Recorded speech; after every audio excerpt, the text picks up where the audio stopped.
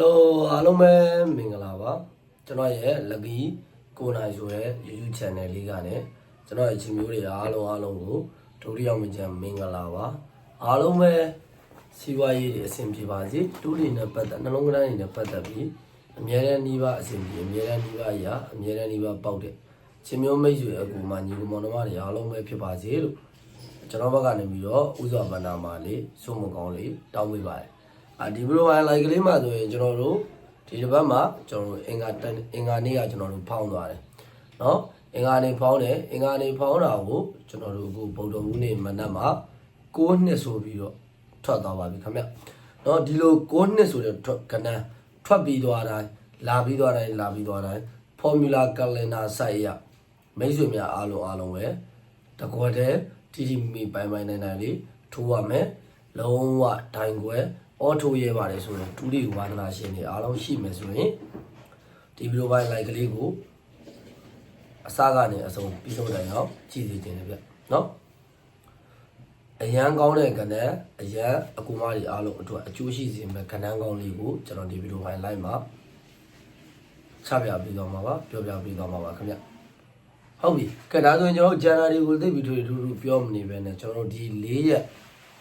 2လ2026ကျွန်တော်တို့ဗုဒ္ဓဟူးနေ့ညနေ4:30ဈေးမှာမိတ်ဆွေများအားလုံးပဲဝမ်းချင်းလေးတစ်ချက်ပြောပြပေးမယ်ဝမ်းချင်းအနေနဲ့သိကျင်တဲ့မိတ်ဆွေများအားလုံးပဲကျွန်တော်အကြိုက်ဆုံးဝမ်းချင်းကတော့1ပိုင်း1ပတ်တီ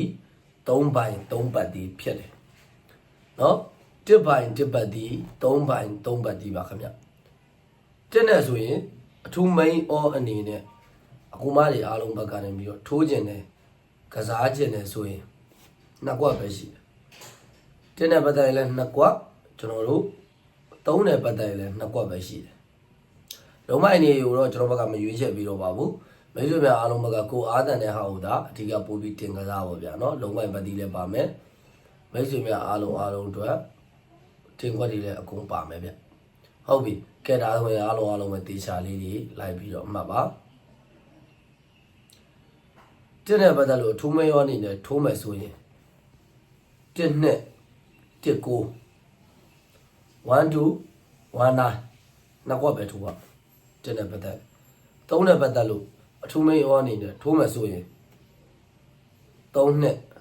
3 9ဒီနှစ်ကွက်ပဲထိုးပါနော်3တဲ့ပတ်သက်ရင်လည်း3နှစ်3 9နှစ်ကွက်တည်းထိုးရမယ်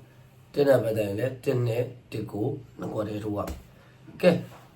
အားလုံးပဲအစီအမံကြားလိမ့်မယ်လို့ယုံကြည်ပါတယ်ကဲဗီဒီယိုဖိုင်လေးကိုကြည့်ရတော့ကိုယ့်အတွက်အကျိုးရှိတယ်လို့ခံစားရတယ် like and subscribe လေးတွေဒုတိယမှာချက်နှိပ်ပြီးဖို့မြတ်တာရက်ခတ်ပါတယ်ဗျအားလုံးပဲဘိုင်ပါ